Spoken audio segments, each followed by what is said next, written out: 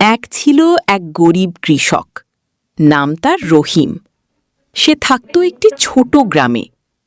তার ছিল না কোনো বড় জমি, ছিল না অনেক গরু ছাগল, মাত্র এক টুকরো ছোট জমি আর একটি পুরনো লাঙলই ছিল তার ভরসা। প্রতিদিন ভোরে সূর্য ওঠার আগেই রহিম মাঠে চলে যেত।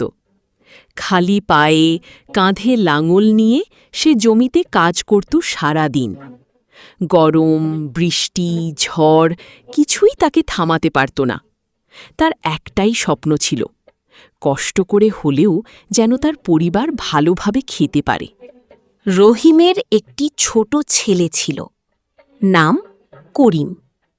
করিম পড়াশোনা করতে খুব ভালোবাসত, কিন্তু অভাবের কারণে বই খাতা কিনতে কষ্ট হতো।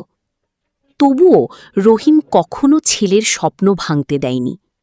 নিজের খাবার কমিয়ে হলেও সে করিমের জন্য বই কিনে দিত। এক বছর ভীষণ খরা পড়ল, মাঠে ফসল হল না। রহিম খুব চিন্তায় পড়ে গেল। ঘরে খাবার নেই, টাকা নেই। তবুও সে আশা হারাল না। সে বলল, আল্লাহ আছেন, তিনি অবশ্যই কোনো পথ দেখাবেন। পরের বছর রহিম আরও বেশি পরিশ্রম করল। অবশেষে ভালো বৃষ্টি হল, মাঠ ভরে উঠল সবুজ ধানে। সেই বছর রহিমের অনেক ফসল হল।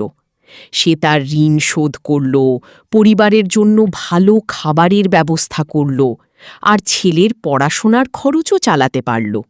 কিছু বছর পর করিম বড় হয়ে একজন শিক্ষক হল। সে গ্রামের বাচ্চাদের বিনা পয়সায় পড়াতে লাগল। রহিম তখন গর্বে চোখে পানি নিয়ে বলল, গরিব হলেও স্বপ্ন আর পরিশ্রম থাকলে মানুষ একদিন ঠিকই সফল হয়।